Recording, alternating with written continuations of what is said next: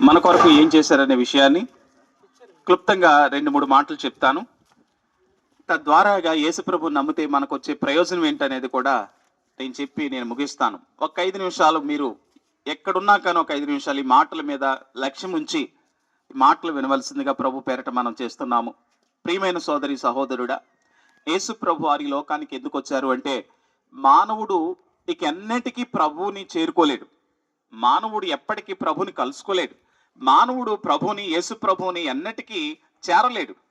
అంటే మహాకాశాలు దాటి పరలోక రాజ్యంలో ఉన్న ప్రభుని ఎవరు చేరలేరు. కాబట్టి యేసు ప్రభు వారే నశించిపోతున్న ఆత్మల కొరకు, నిత్య నరకాగ్నిలో పడి వేదన పడే ఆ ఆత్మల కొరకు ఆ పరలోక రాజ్యాన్ని విడిచిపెట్టి దాసుడిగా రిక్తుడిగా ఈ లోకానికి వచ్చాడు.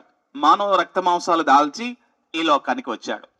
ఈ లోకానికి వచ్చి 33.5 సంవత్సరాలు జీవించారు. ఇక్కడ 33.5 సంవత్సరాల్లో 3.5 సంవత్సరాలు రాజ్య సువార్తను ప్రకటించారు. మారు మనసు పొందండి, పరలోక రాజ్యం సమీపించి ఉన్నదని ఆయన ప్రకటన ప్రారంభమైంది. ప్రియమైన నా సోదరి సహోదరులారా, ఆయన రాజ్య సువార్త ఎందుకు చేశారని ఒక ఆలోచన చేస్తే, ఆ రాజ్యము స్థిరమైన రాజ్యము. ఆ రాజ్యములో సుఖ సంతోషాలు ఉంటాయి. ఆ రాజ్యములో నివసించేవారు మహిమ శరీరంతో జీవిస్తారు. ఈ లోకములో ఉన్నవారు మట్టి శరీరాన్ని దాల్చారు. ఈ శరీరాన్ని విడిచిపెట్టాలి. ఇది శాశ్వతమైన రాజ్యం కాదు అని ఆ యేసు ప్రభు వారు ఆ రాజ్యం గురించి ప్రకటించడం ప్రారంభించారు. ప్రియమైన నా దేవుని పిల్లలారా, ఆ రాజ్యం మీద ఒక గురి కలిగి ఉంటే ఆ రాజ్యం ఇప్పుడు మనకు అర్థమవుతుంది.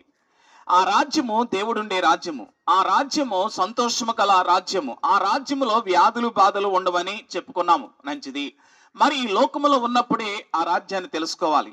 అందుకని యేసు ప్రభు వారు వచ్చి ప్రకటించారు ఆ రాజ్యం గురించి. కాబట్టి ఆ రాజ్యాన్ని చేరుకోవాలి అంటే మనం ఏం చేయాలి? ఆ పరలోక రాజ్యం చేరుకోవాలంటే మనం ఏం చేయాలి? ఈ లోకములోనే తెలుసుకోవాలి. సత్యమేది, అసత్యమేది, నిజమేది, అబద్ధమేది, నేను ఎక్కడి నుంచి వచ్చాను, మరలా ఎక్కడికి వెళ్ళాలి అనే సత్యం మానవుడు ఈ భూమి మీద ఉన్నప్పుడే, తన ప్రాణం తనలో ఉన్నప్పుడే తెలుసుకోవాలి. చనిపోయిన తర్వాత మనం ఏం తెలుసుకోలేమండి, మనం ఏం చూడలేమండి. మట్టిలో కలిసిపోద్ది. కాబట్టి ప్రియమైన వారులారా, ఆ దేవుని రాజ్యం స్వతంత్రించుకోవాలి అంటే చూడండి, ఒక చిన్న ఉదాహరణ చెప్పి నేను వాక్యంలోకి వెళ్తాను. మరలా చూడండి, ఒక చంటి బిడ్డ బురదలో కాళ్ళు పెట్టి వచ్చాడు. తల్లి తనను తీసుకెళ్లి డైరెక్ట్ గా పరుపు మీద పడుకోబెట్టలేదు. ఎందుకని? కారణం ఏంటి అంటే, కాళ్ళ నిండా బురద ఉంది, అసహ్యం ఉంది, రోత ఉంది. కాబట్టి ఆ పిల్లవాడిని ఆ పరుపు మీద పడుకోబెట్టలేదు. కాబట్టి పరలోక రాజ్యంలోను కూడా ఒక పాపిని తీసుకెళ్ళి ఆ పరలోక రాజ్యంలో ఉంచాలంటే ప్రభు ఒప్పుకోడండి. అందుకని ఈ లోకములో ఉండగానే ఆ పాపపు మరకలు కడుక్కోవాలి. ఎక్కడ కడగబడతాయి? ఎవరు కడుగుతారు? ఎవరు క్షమిస్తారు అంటే, యేసు ప్రభు వారి క్షమించే దేవుడై ఉన్నాడు. ప్రభువా, నా పాపాలు క్షమించు నాయనా అంటే ఆయన క్షమించటానికి సిద్ధ మనసు కలిగి ఉన్నాడు. అలాగే యేసు ప్రభు రక్తము ద్వారా 1 యోహాను పత్రిక 1 అధ్యాయం 7వ వచనంలో మాట్లాడుతూ ఉన్నది. ఆయన రక్తం అంటే అండి ప్రతి పాపమును కడుగునట. ప్రియమైన నా సోదరి సహోదరులరా, యేసు ప్రభు రక్తము నీ పాపాలను కడుగుతుంది. యేసు ప్రభు దగ్గరికి వెళ్తే నీ పాపాల నుంచి విడుదల కలుగుతుంది, విమోచన కలుగుతుంది. కాబట్టి ఇప్పుడు నీకు దీపం ఉండగానే విలి చక్క పెట్టుకోండి అంటారు పెద్దలండి. అలాగే ఇప్పుడు నీలో ఉన్న ప్రాణం ఉంది కదా, ఈ ప్రాణం ఉన్నప్పుడే ఆలోచన చేయి, యేసు ప్రభు వారు ఎటువంటి వాడు, యేసు ప్రభు ఎందుకు వచ్చాడు, యేసు ప్రభు ఏం చేశాడు, ఈ చేయటం ద్వారాగా, ఆయన నమ్మటం ద్వారాగా నాకు కలిగే ప్రయోజనం ఏంటి అంటే, నీకు కలిగే ప్రయోజనం ఏంటో చెప్తున్నాను వినండి. పాపాల నుంచి విడుదల పొందుతావు, మరణం నుంచి విడుదల పొందుతావు, నిత్యరాజ్యాన్ని చేరుకుంటావు.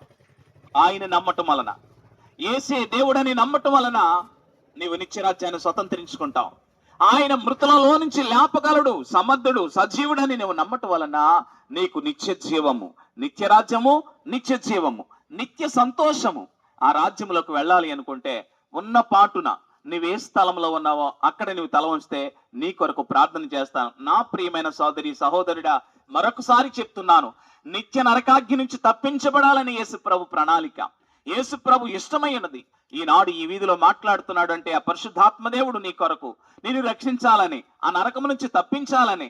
నా ప్రియమైన సోదరి, నా ప్రియమైన సహోదరుడా, ధనవంతుడు ఒకడు చనిపోయాడు, దరిద్రుడు చనిపోయిన తర్వాత అబ్రహాము కుడిరొమ్మున ఆనుకుని ఉన్నాడు. అదే పరలోక రాజ్యము, అదే నిత్య రాజ్యము. కాబట్టి ధనవంతుడు చనిపోయాడు. ఎక్కడున్నాడో తెలుసా అండి? ఆ నిత్య నరకాగ్నిలో, బగబగా మండి అగ్నిగుండములో వేదన పెడుతున్నాడు. అయ్యో అయ్యో అయ్యో అని కేకలు పెడుతున్నాడు. అయ్యో నన్ను రక్షించండి, అయ్యో నన్ను కాపాడండి అని కేకలు పెడుతున్నాడు. నా ప్రియమైన సోదరుడా, ఆ వేదన పడే స్థలం నుంచి తప్పించబడాలని ఇంత మా ప్రయాస పడుతూ ఉన్నాము. ఆ వేదన పడే స్థలం నుంచి నీవు తప్పించబడాలి, నీ బిడ్డలు తప్పించబడాలి, నీ కుటుంబం తప్పించబడాలి. ఈ లోకములో ఈ ఉన్నదంతా అశాశ్వతం. ఇది నీ వెనకాల రాదు అనే సత్యం నీకు తెలుసు. అయితే నీవెక్కడి నుంచి వచ్చావో నీకు తెలియాలి, మరలా ఎక్కడికి వెళ్ళాలో నీకు తెలియాలి. నీ రాజ్యమో పరలోక రాజ్యము, నీ తండ్రి యేసు ప్రభువారు ఆయన దగ్గరికి మరలా తిరిగి వెళ్ళాలి. తిరిగి వెళ్ళాలంటే చెప్పాను కదండి, ఈ లోకములో ఉన్నప్పుడల్లే నీలో ఉన్న పాప దోషాలన్నీ కడుక్కొని నిత్య రాజ్యాన్ని స్వతంత్రించుకోవాల్సిందిగా ప్రభు పేరిట మనం చేస్తే మీ కొరకు చిన్న ప్రార్థన